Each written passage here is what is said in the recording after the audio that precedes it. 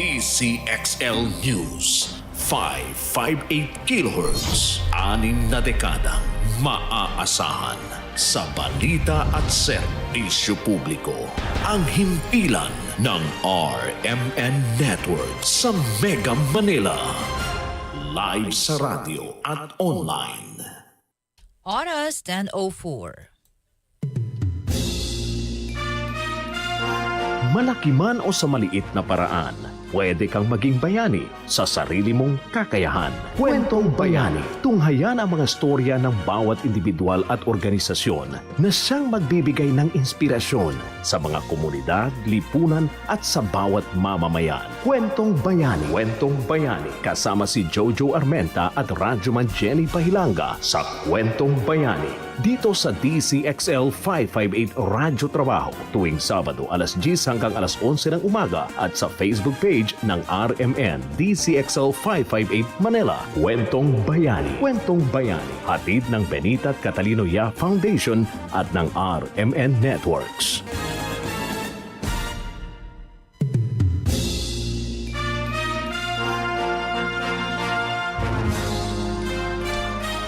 Magandang araw po ng Sabado sa inyong lahat. Ayan, at syempre po naman, ngayon ay first Saturday for the month of July. At samahan niyo po ang ating programang Kwentong Bayani. Of course, Radyoman Jenny Pahilanga and my partner Jojo Armenta. Partner, good morning. Good morning! Magandang umaga po ng Sabado sa inyong lahat. Yes, first Saturday of the month of July. Ang bilis, Happy no? Saturday. Oo, ang bilis, partner, no? Saturday na naman tayo. Ayan. Yes, At, parang matching tayo today, partner. Oo nga, very colorful yung ating mga dress. Umuulan ba sa Manila ngayon? So far, maganda yung weather sa atin dito sa sa panulukan ng DZXL, ayan, sa may Atlanta Center, Annapolis Street, Green Hills. So far, maganda yung ating weather. Diyan sa inyo sa Batangas, no, partner? Mainit dito sa Batangas ngayon. It's so hot. Yun na maganda. Pero, ang weekend natin ay maayos, no? At sana nga magtuloy-tuloy. Kung umulan man, hindi bagyo, maayos lang na panahon para sa atin. Oo. Actually, meron daw pa parating na bagyo, partner, dalawa daw. Naku, wag naman sana umalis agad. Wow. At wag masyadong malakas.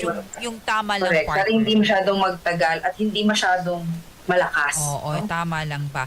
And so for this first Saturday of July, inaanyahan po muna namin kayo makibahagi sa aming programa. Live po tayo ngayon.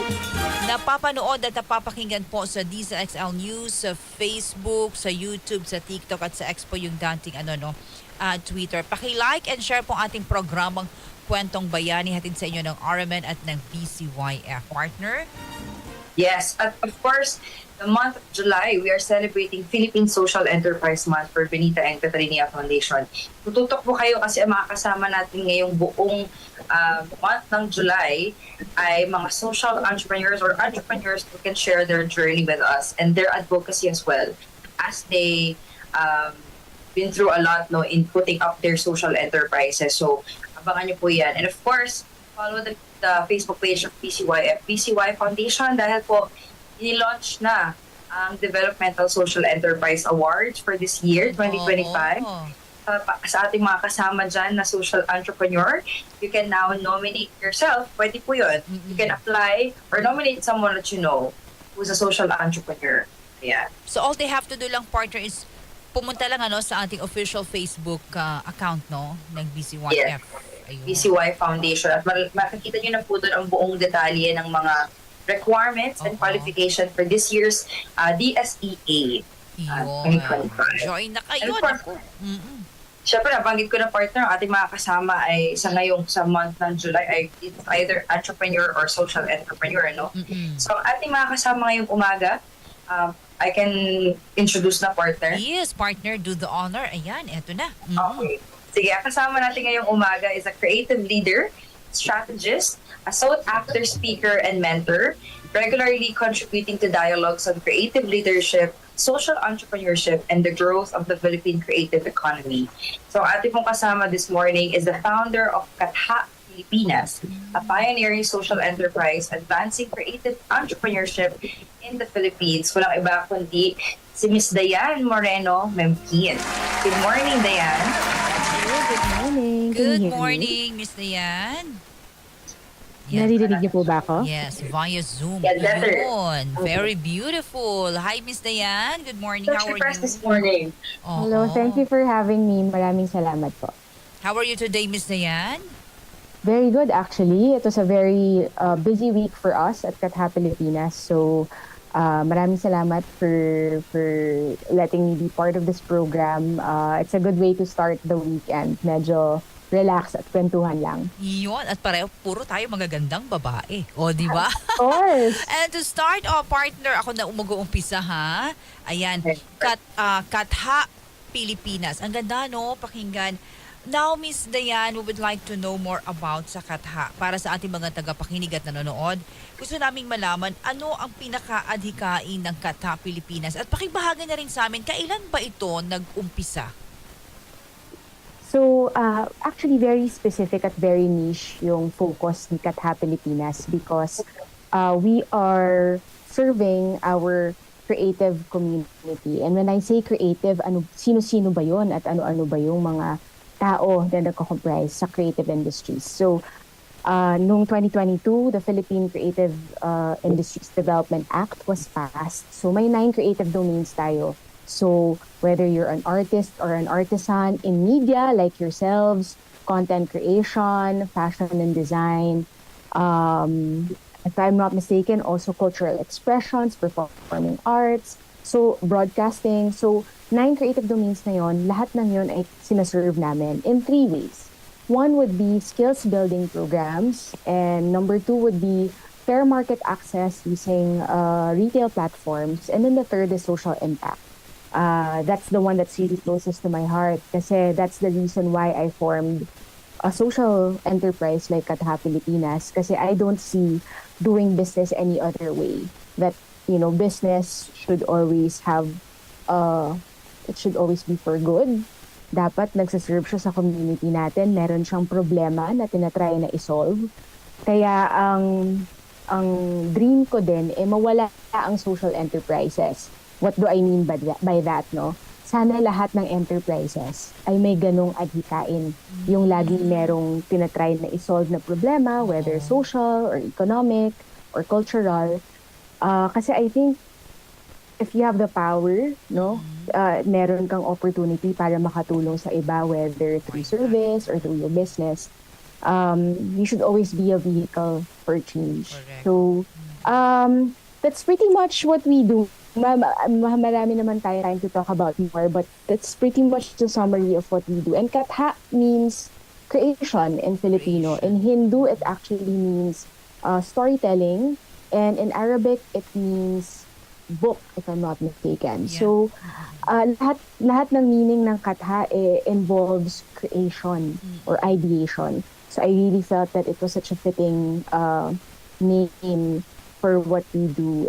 And we were formed in 2018. It started out as a curation project, tas hanggang sa nag-evolve na siya nung 2020 because of the pandemic. And marami naman na mga initiatives na nag-evolve during the pandemic to address very specific needs. So nung time na yon, our creative community, maraming na-displace, nawala ng mga gigs, nawala ng mga trabaho. And these are people from the same community of mine. Kasi I'm also an artist at heart. Kaya itong initiative na to ay very close to me. O kaya mukhang artistahin si Miss Dayan. Oh. I've been in the performing arts. I sang before I spoke. I danced when I was 2. I've always been really active in performing arts and in theater. So marami sa mga communities, artists and artisans na na-displace. And then what we did was, so we raised funds by showcasing products from all over the Philippines. Tapos a portion of it, we carved out for meal pack distributions. So nakapag-raise kami ng 4,000 meal packs during that time. Tapos distribute namin yun, kami-kami lang within our own little group na nag-distribute kami ng meal packs within Mandaluyong, San Juan, and Quezon City. Tapos nag-partner rin kami with other initiatives, yung nag-Typhoon Ulysses, tapos mga ibang foundations and ibang private initiatives na kinailangan ng tulong during that time, whether medical mission, yun nga, typhoon relief, animal shelter also, sa Mandaluyong Animal Shelter. So, kung saan may my mindset is whoever needs it now and needs it the most, dun tayo tumulong. So, ngayon, nag-evolve na yon into a Katha Community Impact Fund. So, whether products or programs and workshops that we launch, we always carve out a portion to donate or to support specific beneficiaries. So, may mga about 45 na kaming mga partner NGOs, initiatives na natulungan since 2020. Uy, 2020 ha. Tagal na pala o partner. Simula pa lang yan ni Anita yan. Parang gusto na tayo sa insights and sharing. Lahat sakop no? Oo. Ang dami ng quotable cost yung vehicle for change. Tapos, you're a woman who started this initiative. It's very challenging for us to sustain this kind of initiative, especially if maraming challenges along the way. But my next question is actually related to this. In the early stage of putting up Katha Pilipinas, ano yung mga challenges? We all know, I'm also artist by heart. So I'm also helping OPM artists and indie film directors and producers. It's really hard to help them kasi nga yung industry is may mga perception pa from other people related to arts and music as well. Ano yung mga challenges and how did you overcome it? Yeah, siguro dovetailing from what you said about the challenges and the stigma and the preconceived notion and bias, no? And also, I hope you don't mind na Taglish ako. I know Filipino yung... Okay, it's so I hope okay. it's Okay lang yan. No problem. So I see it in two perspectives. Number one, from the client perspective or the audience perspective, yung value saka yung economic potential ng pagiging artist or creative hindi masyadong appreciated. So kapag you price a certain product or you price a certain service, or let's say one of our playwrights would request for a certain royalty, hindi parang kailangan mo pa siyang i-justify. So it's that market understanding kung ano ang value ng pagiging creative, kasi usually ang creative ay additional input or alternative opinion or supplier or vendor, pero hindi talaga usually ang creative or artist or artisan umuupo sa table equally like other decision makers. So that also translates to products, lalo na when we talk about handmade and artisanal. Medyo merong preconceived notion in the beginning na gawa naman yan sa Pilipinas, dapat hindi ganun kamahal. But no, because of the product development that we put in, and also yung supply chain natin sa Pilipinas, yung logistics natin to move from one place to another, medyo hindi ganun kadali. Tumataas din talaga yung presyo. So what we try to do is to make sure that our prices are reasonable enough, and also the biggest chunk at ang pinaka talagang kikita ay yung creative. Kasi usually, ang nangyayari, sila yung last considered, but we're trying to flip the script na, no, you get what you want.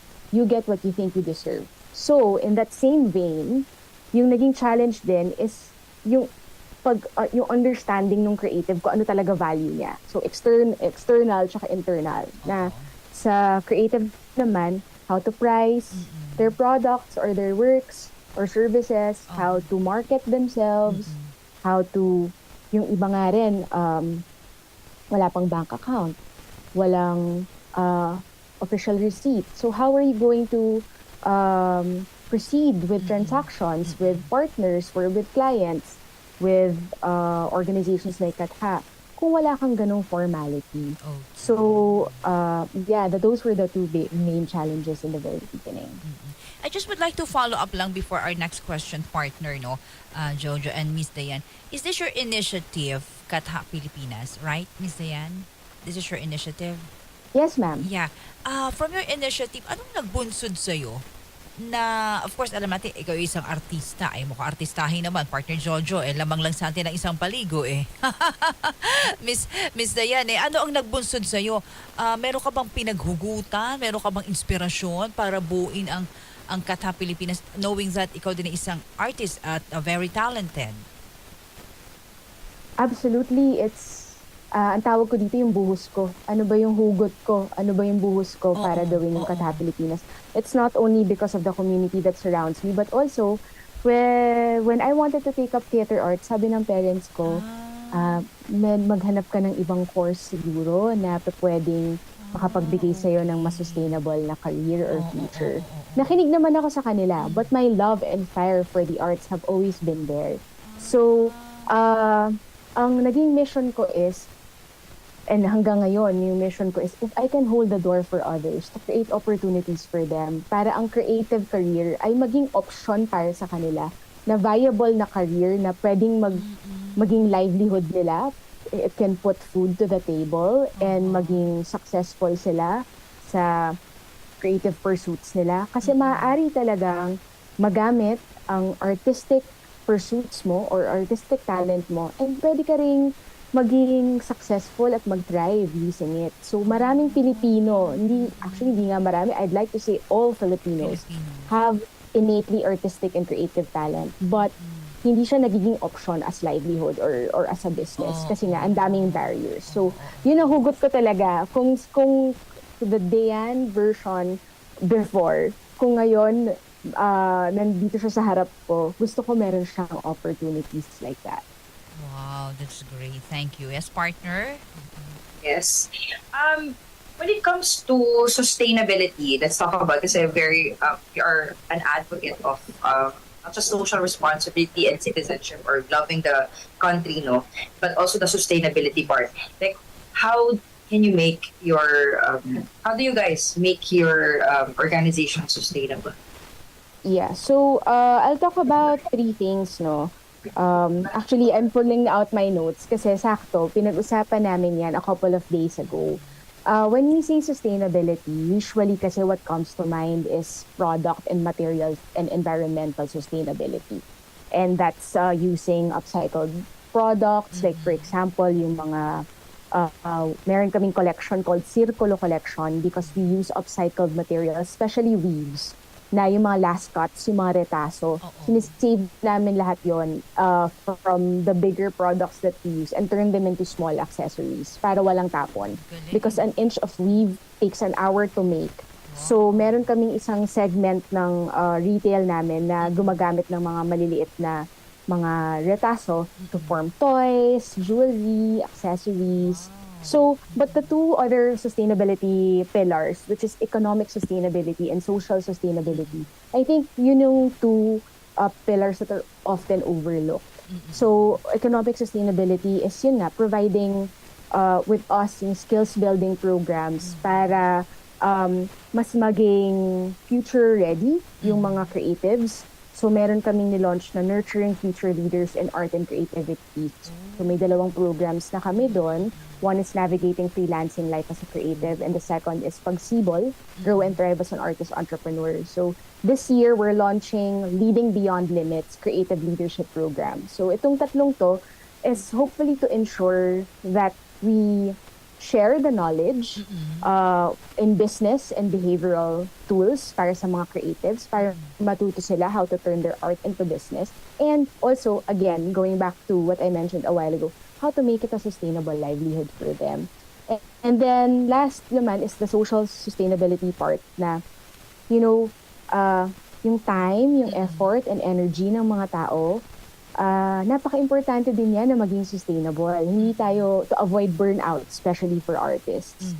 So, it's very important for us to respect and revere creatives' input and contribution sustainably as well. Kasi usually, ang mga creatives ang pinaka-abused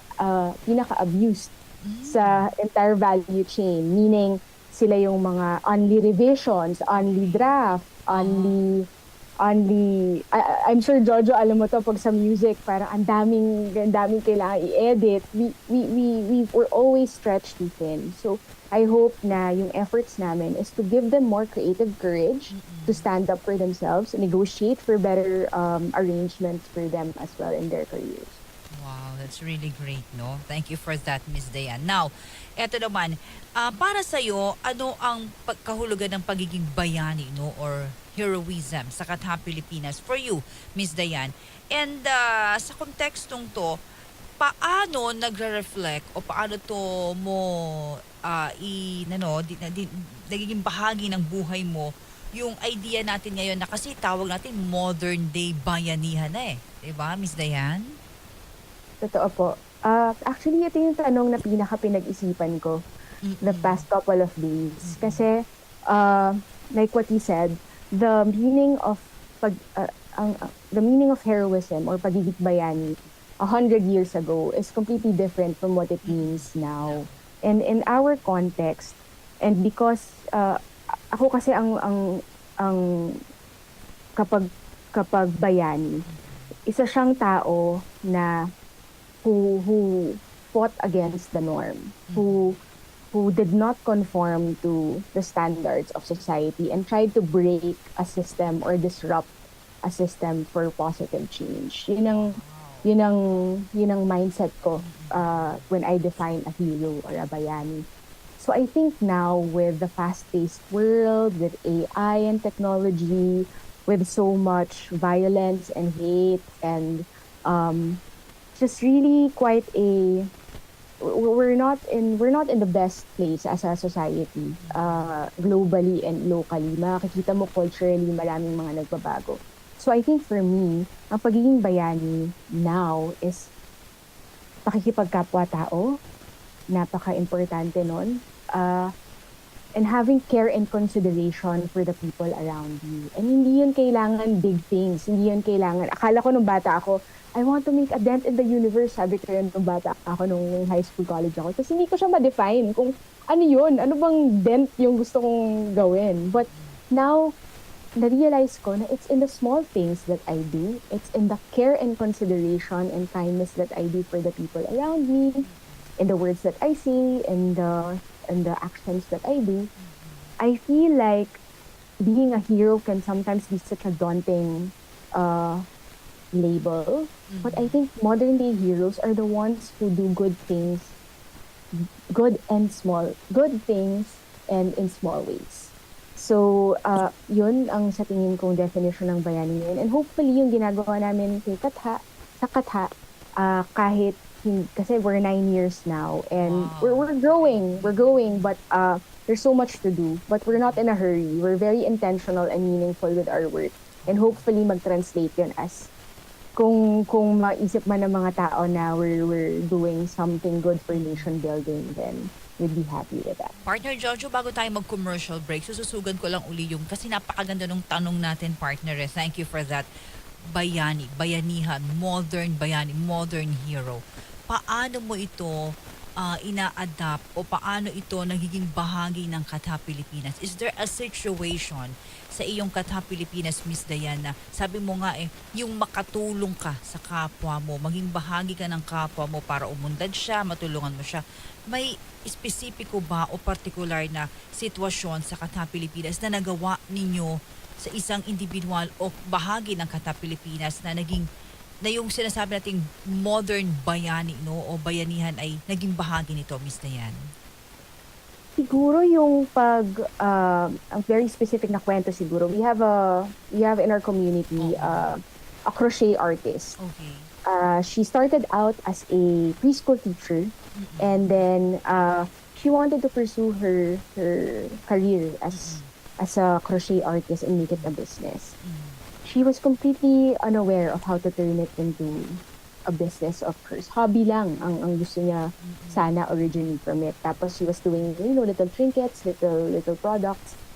When we launched the Navigating Freelancing Life as a Creative, I approached her and asked her if she's willing to learn new things, new approaches para makatulong sa kanya for growth. Okay. And at the time, she said, she's very much willing to. Ang problem niya is wala siyang resources. Kasi nga nagsisimula pa lang siya.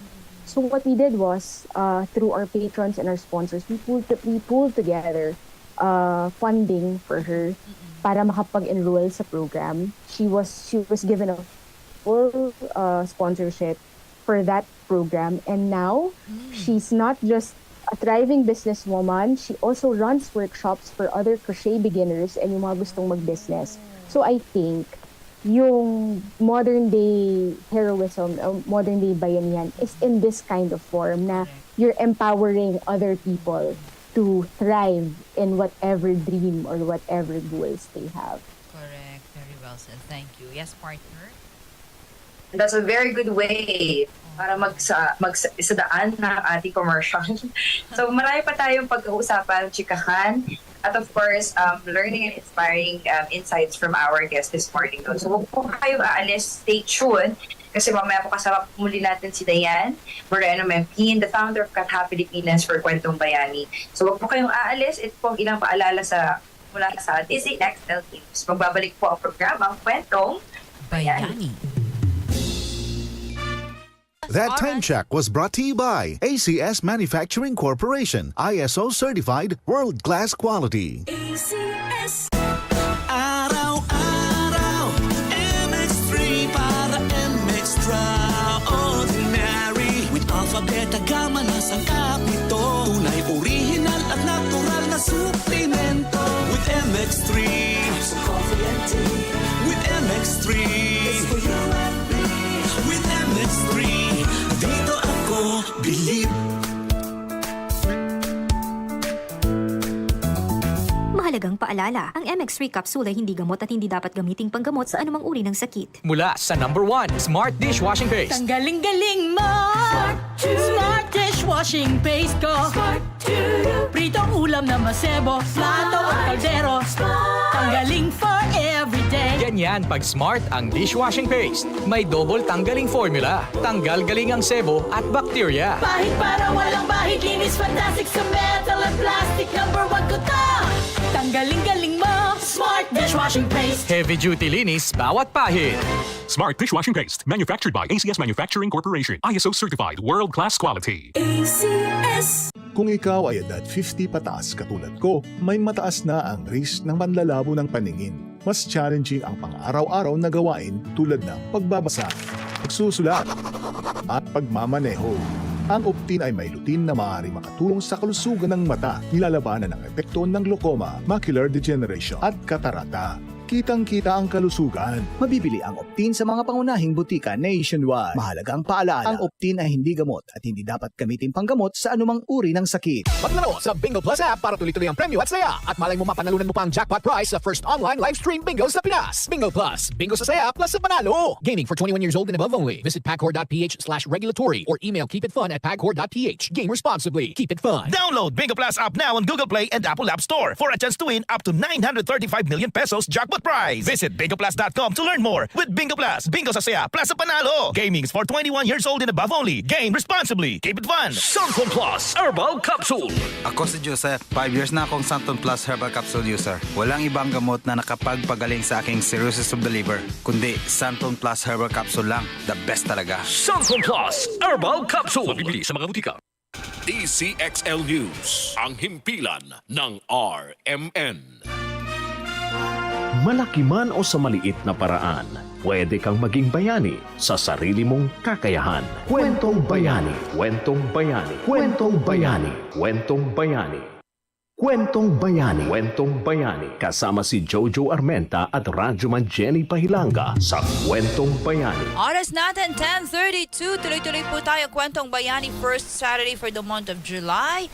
Radyoman Jenny Pahilanga and of course, my partner, Jojo Armenta. Partner! Magandang umaga po ng Sabado sa inyong lahat. Kasama po natin ngayong umaga ay ang founder ng Katha Pilipinas, si Miss Diane Moreno Mempin. Good morning ulit, Diane. Good morning. Good morning to everyone. So kanina, unang parte pa lang ng usapan natin, the first part of our show ay busog na tayo sa mga insights from Diane. This time naman, let's be more personal.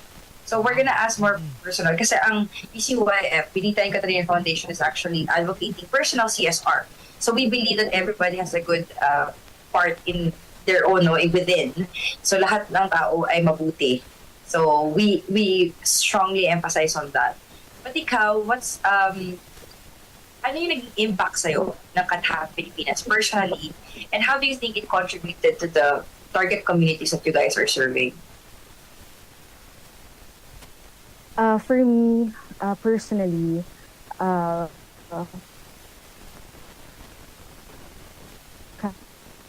Yes, Miss Dayan? Medyo nag-ano yung kanyang communication line partner. Oo.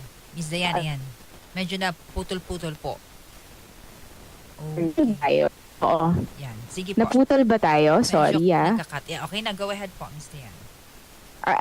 Can you hear me? Yeah, loud and clear. Thank you. Please go ahead, Miss Dayan. Okay. Yeah, oo nga, medyo naputol, parang naka-freeze kayo. If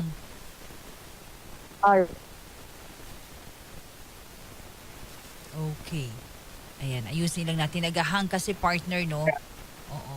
Okay lang, habang hinihintay natin ang ating guest. Kasi parang naging frozen din siya sa atin, no? Tama ba? Pareho lang partner. Tayo sa kanya, ganun din siya sa atin. Oo nga. Okay na. Okay na. Hi, I'm so sorry. I don't know what happened. I was not moving at all. Technology is not... Pasensya na, ma'am. So, okay. What I wanted to say was, Katha allowed me to become the most authentic version of myself. As I mentioned a while ago, naging mahaba yung creative journey ko. I'm turning 40 this year. So, aside from being, thank you. Aside from being a creative and an artist at heart, I also did corporate for a good 12 years, 13 years. And yung intersection ng business and the arts, ito yun. Ito si Katha Pilipinas. So, if you ask me how it's impacted my life personally, it's truly changed my life. And it's truly, it's given me my purpose, my ikigai, yung bakit ako nasa earth. Alam mo yun? Parang, ito yung nagiging vehicle ko para makatulong sa iba.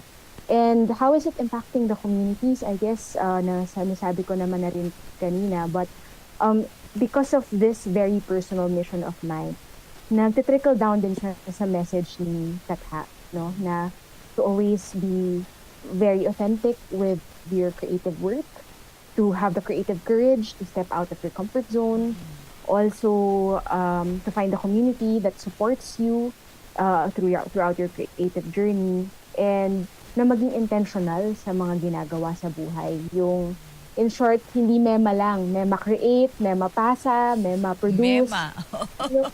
Oo. So, as creatives, meron tayong power kasi talaga to change our culture and our society. So, if the work that we put in is intentional and meaningful and makakatulong sa ibang tao, I think, these are building blocks talaga for change.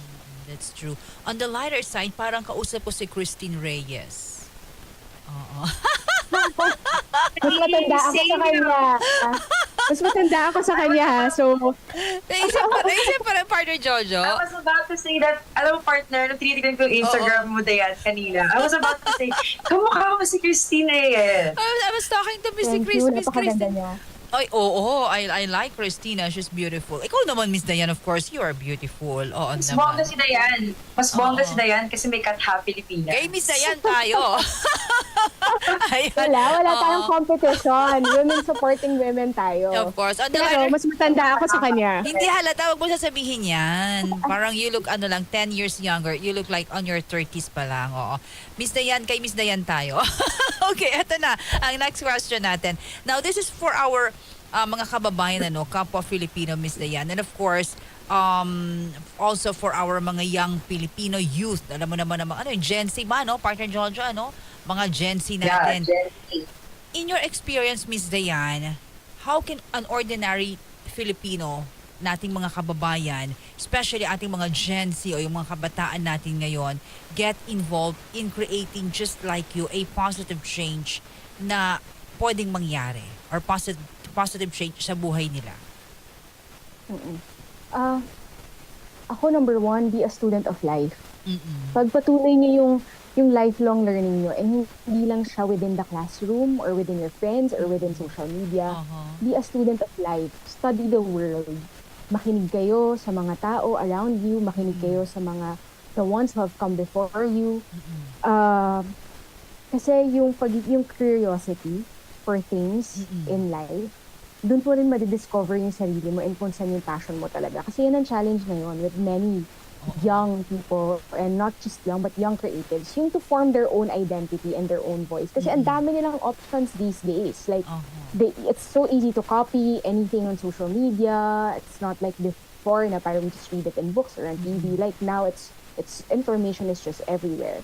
So continue to be a student of life, study the world, and yung pagiging citizen sa isang country. But sometimes people think parang citizenship is such an abstract idea.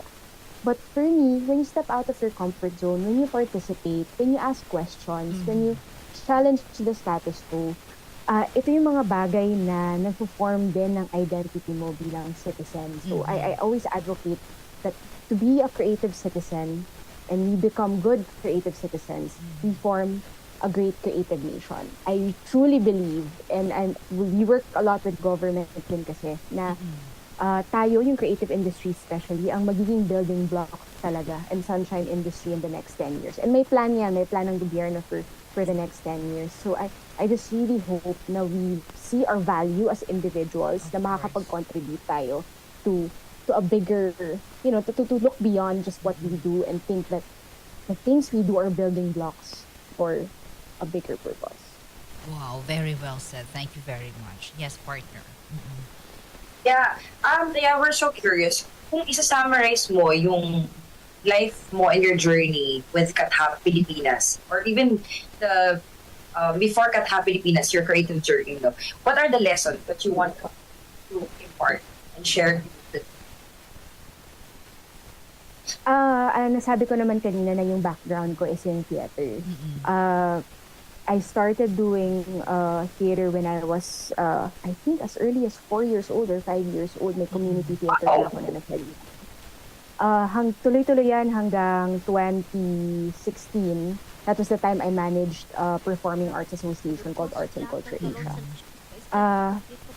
For me, napaka-formative ng theater for me. Even my values as an individual and my values as a creative leader. And why do I say that? In a theater production, hindi pa pwedeng may main character energy ka. Everybody has a role.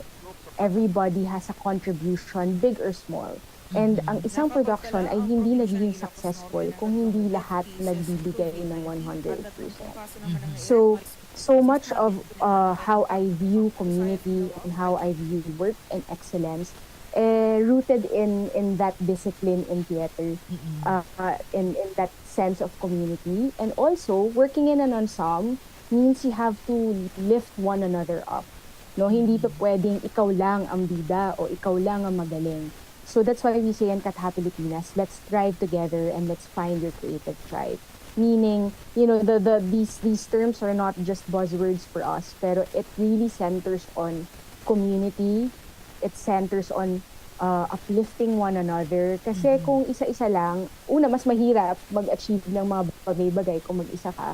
And number two, isn't it going to be so fantastic that you're succeeding in life with people around you who are just as successful and as happy because they're doing what they love and getting paid for it. So, yeah, I think yun. My love for theater and the discipline that I got along the way really formed and shaped the creative leader that I am now for the community and Katha. Yun.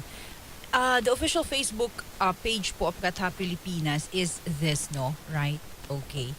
This one, Miss, yeah. Yes. At kanina ko pa, habang nagbabahagi si Miss Dayan, partner, titingnan ko, ang dami niyang programs at isa dyan ay yung sinasabi niya kaninang yung crochet, no? Kasama din, mga naghahabi, dito ang dami. At ikaw pala inaimbitahan na rin for the DTI, no?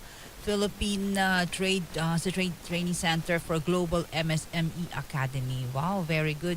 Maganda yung mga achievements ni Miss Dayan. Ano pang nilook forward natin, Miss Dayan, now that you have 7 and for 9 years, ang daming achievements at madadagdagan pa.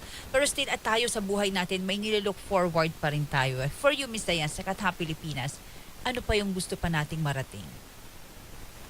So, last April, I represented the Philippines in a United Nations course called Congrats.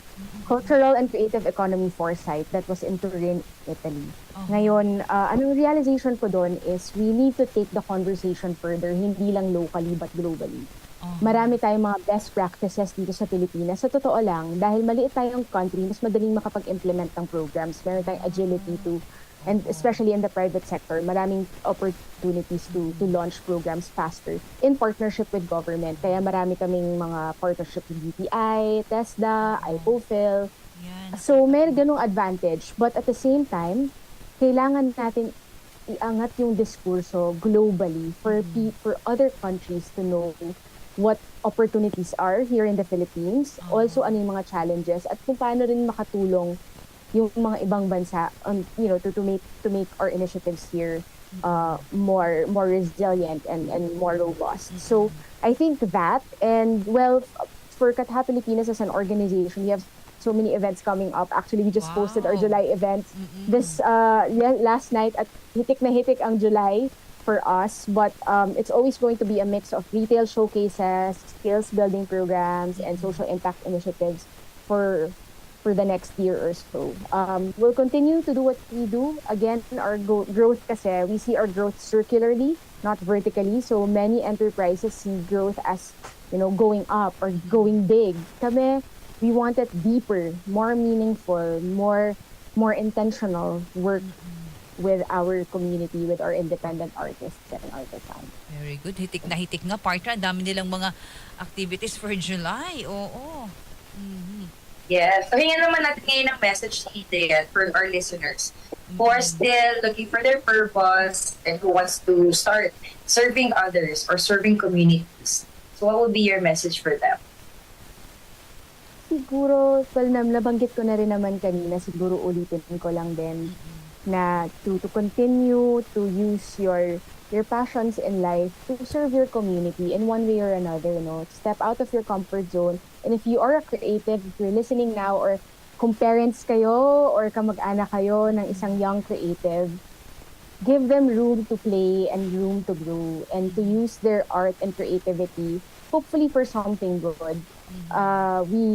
Hindi madali ang magiging journey as a young creative, especially if you want to turn it into business. But there are communities that can support you. You can reach out to us if you need support as well. Pero stick to what really means something and something deep for you, whether it be creativity, whether it be science, whether it be technology. Excel in it, work hard, and be the best you can be, and then serve your community using the talents and skills that you've honed for yourself. So, walang shortcut sa pagiging magaling, or walang shortcut sa pagiging bayani, for all of these amazing people and heroes that we've had, modern day or old, all put in so much work in order for them to create that change. So, sana paghusayan at gumawa ng mahahalagang mga bagay para makatulong sa iba. Yes. And also, we'd like to know more about your Katha Pilipinas. Saan ka namin pwedeng matagpuan at syempre i-follow at pakibanggit na isang pinaka malapit na activities ninyo or activity na gagawin ninyo, Miss Dayan? Sige. So, well, thank you for giving me this opportunity to share what we're going to have in the next couple of months. But if you want to find us on social media, it's Katha Pilipinas on all socials, Facebook, Instagram. And then, ang website namin ay kathapilipinas.com. And then for this July, well, today yung isang event which is our social social enterprise month talk with you guys. But 11 to 13, merong MOCAF 2025. That's Modern Contemporary Art Festival. That will be in Marquee Event Space, PGC. So, retail showcase yon. So, yung mga products ng mga artists and artisans, makikita niyo doon. So, and then the next one is July 15 to 16, which is the MSME Bayanihan Caravan 2025 in partnership with Philippine Trade Training Center in Makati. So, meron kaming booth doon where young entrepreneurs could consult with us for free para kung meron silang mga questions about how to turn their art into business, nandun kami for consultation and mentoring. And then lastly is July 26 to August 3, which is Artifino at Balmori Suites sa Rockwell yon sa Makati. So you'll have a booth as well. We have a new collection that we will be launching. So sana makapunta kayo. And then sa October, meron kaming creative leadership program in partnership with Metrobank Foundation. So more details on that maybe later on. I'll share na lang with Jojo. But in the meantime, yun po muna this July. Yes, yes. And speaking of Metro Bank, we would like to say happy birthday belated to Mr. Philip Boyet D, the Executive Vice President of Metro Bank Foundation. Happy birthday, Mr. Philip Boyet D. Ano, he's also part. Yeah, he's also part of the RMN Foundation. Miss Dayan and partner. Magkasama lang kami nung July 2. Sa corporate, are you? Sa League of Corporate Foundations. Dapat itatanong ko, ang pinaka-host nun si Sir Aiki Kanoy, big boss namin yun dito. Yeah. Wow. Yes. Kasama ko si Aiki sa choral nung university at magkasama kami ngayon. Magkasama kami nung July 2. Siya yung nag-moderate ng panel. Yeah, kaya tinanong kay Jojo kung nandun siya. Wala. And there's also Sir Patrick Aurelio, our CSR manager. Nandun sila yung buong team ng RMN Foundation. Sobrang small world. Boyet D, quick trivia, if he's listening or he'll watch this, we were in the same theater group also nung high school days. Wow. Grabe. So, Pati si Sir it's a small creative world. Pati si Sir Aiki? Yes, sa choral. Uy, Sir Aiki, hello. Hello kita, ha? Yes, kay Sir Aiki Kanoy, grabe naman, small world talaga. Anyway, ayan, maraming salamat. And so, again, nasa yung pagkakataon, Miss Dayan, for your parting words sa ating mga listeners. First of all, maraming salamat to DZXL, RMN, the two ladies in front of me. Thank you so much for this opportunity. Jojo, thank you for reaching out. Any opportunity we get to share our advocacy is a step forward to inspire other people, like what I said a while ago, to use whatever platform they have, whether skills, talent, or business, to make an impact in other people's lives. It's, again, yung pakikipagkapwa-tao, being kind, considerate, and caring to other people ay napakasimpleng bagay na pwede natin magawa para sa isa't isa. Hindi kailangan ng maraming pera o maraming kakilala para magawa yon. So I just really hope we go back to the basics and matutong maging ng pakikisama, ng pakikipagkapwa sa ibang tao. We really need it now more than any other time, no, as Filipinos and as global citizens. So again, thank you very much. Happy Social Enterprise Month to everybody, to all the social entrepreneurs, and to all the creatives, sa inyo pong dalawa, and to everybody listening. I'm cheering for all of you, rooting for all of you, and I hope we can all thrive together. Thank you, Miss Dayan. Have a great day. Salamat. Good morning. Thank you, Dayan. Thank you so much. Maraming salamat. Thank you. Wow. And of course, kung kayo po ay hindi nakapakinig ng first part or you just entered now, in listening to DZXL News live stream sa Facebook and YouTube, meron po yung replay. So the live will be played sa DZXL News. Pwede niyo po siyang mapanood at mapakinggan. Ang ating guest for this morning, the founder of Katha Pilipinas, Dayan Pempil. At ka-choral ni Sir Aiki Kanoy. Partner, NP pala si Aiki. Naku, ang daming talent noon. Sa theater din siya before. Partner, just to give an update lang, halos zero visibility na kami dito sa San Juan. Sa napakalakas na buhos ng ulan na may hangin po. Ayan, yung mga nagbabiyahe na sa bahay nila. Sobrang lakas ng ulan, partner. Halos zero visibility na from my end. Yung Quezon City, di ko na makita. At may hangin pa. So, ingat-ingat po tayo. Sobrang lakas ng ulan. Ingat po sa mga nagdadrive. Sa mga nagdadrive, mag-ingat kasi napakalakas. At kung zero visibility, mahirap mag-drive kapag hindi nakikita yung daan. Yes. Partner, any announcement? Thank you so much. Once again, we thank you. We thank Dayan for being with us this morning in behalf of BCYF, And na-nominate ko na si Dayan for the Developmental Social Enterprise Awards.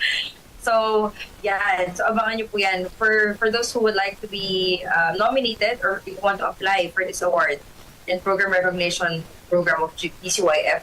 Punta po kayo sa Facebook page, BCY Foundation. You will see the requirements and qualifications. For this year's DSEA, malapit na po yan. Nilaunch na po, pero malapit na yung awarding ceremony. So, let's keep the nominees moving. No?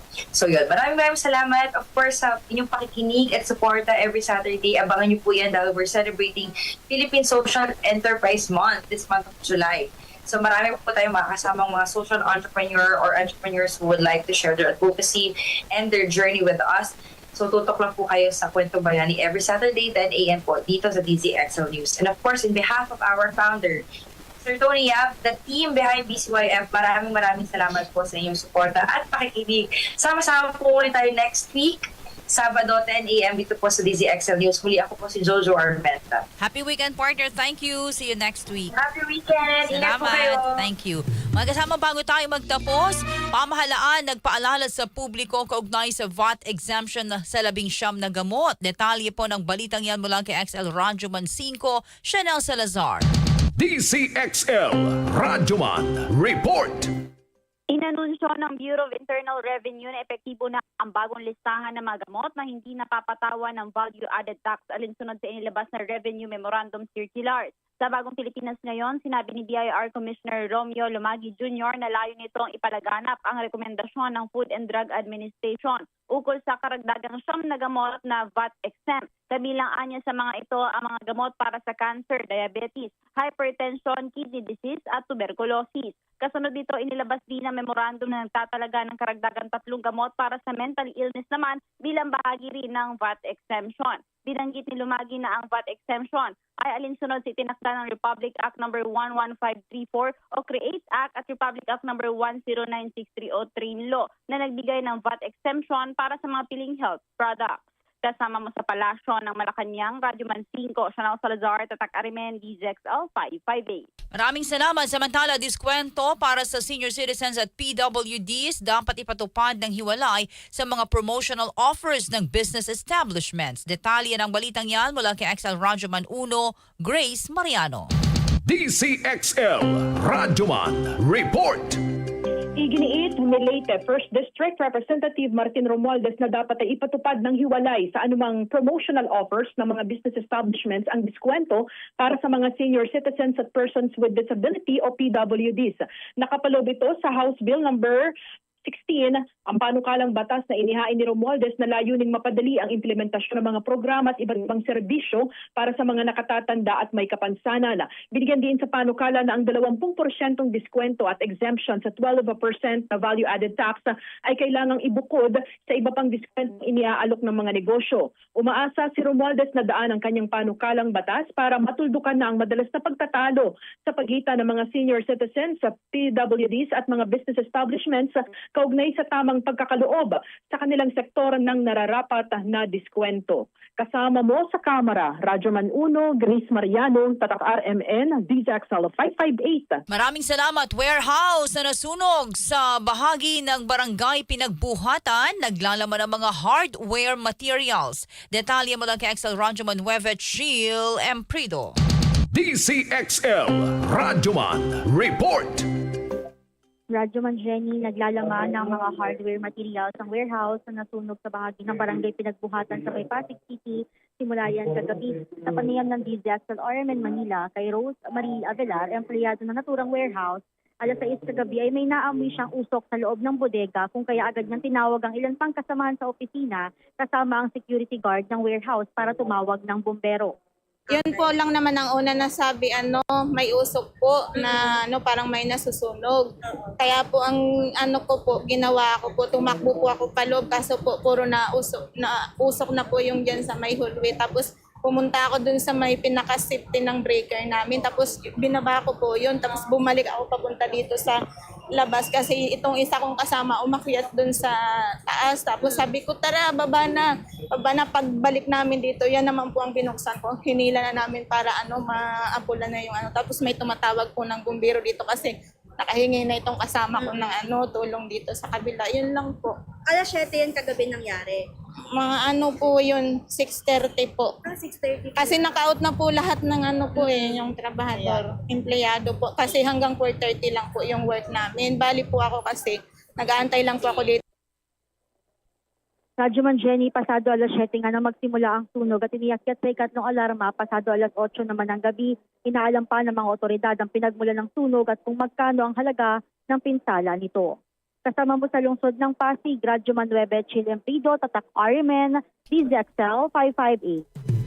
Maraming salamat, and with that, samahan niyo po muli kami sa susunod na Sabado alas 10 hanggang alas 11 ng umaga para sa marami pang inspirasyon at kapupulutan po ninyong aral na kwento sa amin dito. Muli, sa ngalan po ng aking partner Jojo Armenta, ang programang ito hatid sa inyo ng RMN at ng BCYF. Ako po si Radyo Man, Jenny Pahilanga. Susunod na ang Usapang Trabaho Weekend Edition ni Radyo Man, Lupanganiban. Hanggang sa susunod na Sabado, dito pa rin sa programang Kwentong Bayani.